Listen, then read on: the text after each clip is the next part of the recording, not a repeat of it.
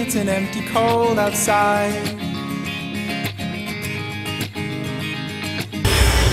3/5 of Said the Whale here. Oh, Alexandra, so completely undeniable and so completely beautiful. My name's Ben and I play guitar and sing some songs. I'm Jacelyn, I play keyboard.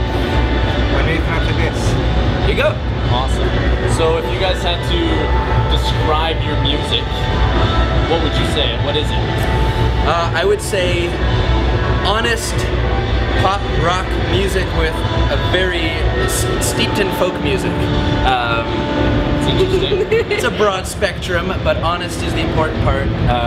We never really set out to write songs with any direction. We always just kind of bring what we have to the table and shape it into something. So it's hard to kind of pin down what kind of music we are, what we are as a band, but it's also changed from day one till now. Over the years, gotten a little heavier, you know, but also a little more technical, and we're always changing, evolving, I believe some people call it. Yeah, well, what's playing in the background is an evolution. That's devolution. Yeah. Yes, Going back to cave instruments. That is what it is. When you say heavy, obviously you aren't going to the extreme of what's happening. No, he ain't heavy. He's my brother. That was on in the car today, so. So you guys are obviously you're from out west, if anybody doesn't know. The Westist. Vancouver. What does the music scene, how does it compare to down here in Ontario? Yeah, well, I don't know. I only know what I see when I come to Ontario. I'm sure the music scene is so much greater than we actually are aware of. Playing something like S.C.E.N.E Fest today, you know, there's a million bands on the schedule, and I recognize the names of maybe 5 or 6 of them. So, you know, there's a lot going on. But there's also, no doubt, a lot going on in Vancouver that we don't know about. But as far as the music scene and how it's treated us, in Vancouver, we were warmly welcomed into this scene by our peers and by CBC and a radio station called The Peak. They started playing our music before anybody else did. Same with Dan Mangan and Mother Mother. They started playing their songs on the radio before anybody else did, and then it kind of spread from there. Now we get a lot of support from other stations, and you know, we've seen the people that we started knowing in the beginning kind of grow as well, and now we never see them because they're all touring and succeeding and doing their thing.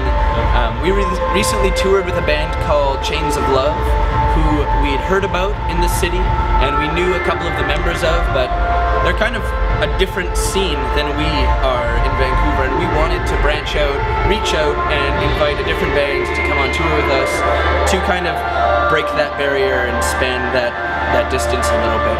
But I don't know, as far as I'm concerned, the music scene all over Canada is beautiful and warm and friendly and like a community more than like a battleground. So there's no kind of pull from, say, Toronto, where you kind of feel that you've got to be here to make it? No, you feel like you got to be everywhere to make it. Toronto is one very important part. That's like saying, you know, you'll make it if you play all your shows in New York, or you'll make it if you play all your shows in LA. It's hard when you're a little fish and you swim into a big pond, and then, you know, lots of people are in bands in big cities, but yeah, everywhere we go, we meet nice people and see cool bands. Awesome. Do you feel differently? No. He feels the same. You said it all very well. I say agree. things very much. So your last record, Islands Disappear, was, at least for me, that's when I first found out who you guys were. Cool. So from that record to the new record's Little Mountains, right? Yep. So what was the writing process like compared between Islands Disappear and Little Mountains? Well, the writing process hasn't really changed much. Tyler writes the lyrics to half the songs, I write the lyrics to half the songs. We both write from a very personal place as far as the lyrics go, and sometimes we'll have the bare bones skeleton of a song, sometimes we'll have a great idea of how we want the song to sound, but whatever it is, we bring it to the rest of the band, and then we take it from there and kind of decide what it's going to be. Things change drastically as we work on them. But for Islands Disappear, we basically had played a lot of the songs live, and then just kind of went to the studio and figured out how we wanted to record everything, which meant changing some things, and This record was a lot more rehearsing together as a band before we went into the studio. So we did the writing, and then we did a lot of pre-production before we went in to know exactly what the basis of the song was going to be. And that gave us a little more room to experiment on top of that, rather than figure out what everything was in the studio. So that kind of changed a little bit. We're getting better as a band at working together on ideas and feeling more comfortable being outward with that too. Another big difference is that Nate joined the band. The biggest difference. Yeah, the biggest difference. He's awesome. He's a great player. We're so happy to have him with us. Nate joined the band last year and raised the bar, you know, musically. He's also really cool and handsome, so, you know, I trim my beard now, I cut my nails, like, I gotta stand beside this guy all night. That's amazing. So, did you know of any bands coming to S.C.E.N.E Fest that you just knew you had to see? Yeah, the Wooden Sky, we're big fans of, and I've seen them a bunch of times. They never fail. It was a great show. They actually lent us all of their gear because we thought there was backline and there wasn't. Wow. But they lent us their amps. And Will Curry and the Country French. Yeah, We're Will good Curry. friends with them, but haven't seen them play in a while. yeah, the Country French, they're playing tonight at, I think at 11. a little bit later. The Elwins are another band that's playing tonight.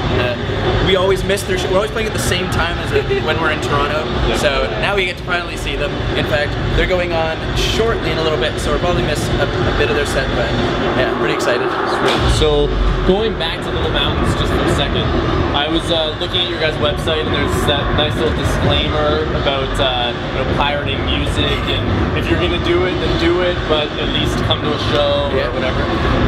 We stand by that. I respect that because it kind of shows how much heart you guys put into the music and what it took to actually put the record together.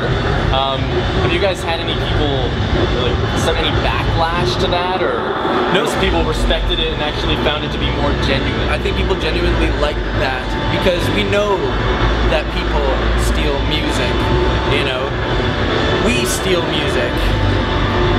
Maybe How not, could you? but you know, in theory, everybody does. So to acknowledge that it exists is one thing. We're not naive, but it does make a difference if someone steals your record and then comes to a show because they like it, or shares it with their friends, and their friends share it with their friends, and 10 people come to a show, they buy a T-shirt, you know, buy a vinyl because they stole the album. So it really is important, and making an album is so stupidly expensive that you know, there's no going back. We'll never not have music pirating because of the internet, but also people all over the world can hear our music because of the internet. Yeah, personally, like, if I steal a record or download it, pirate it, it's more like a taste test. Of course. Right? So if I like it, I definitely will go out and buy it. And But you'll if I get more don't, of their other albums. then you don't, right? Yeah. So I don't really have a CD player. I have a vinyl record player, and I have, well, an iPod that I rarely ever use. So I will usually download something from iTunes, listen to it, and then buy the vinyl when I can, and then that will be my physical copy, put it on, and that's just a piece of artwork, so Yeah. I like that. it's awesome. Nate, you feel pretty strongly about music pirating, don't you? Yeah. There you go, you heard it first. You speak lots of words. There you go. Take care of it for me.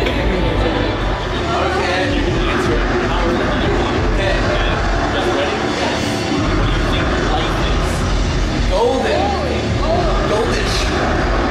Life is worth living. Life is beautiful. To me, life is red, gold, and green. Everything good. Life is red, gold, and green. The people I love, is the place I live, and it is all the beautiful, positive light that comes from it. For me, that's what it's coming to. Like spending time with your loved ones, like sharing music with your fans, and inspiring them, having fun. Life is a volcano. Life is a volcano. Deep. Deep. Ready to erupt. Ready to Built lava. We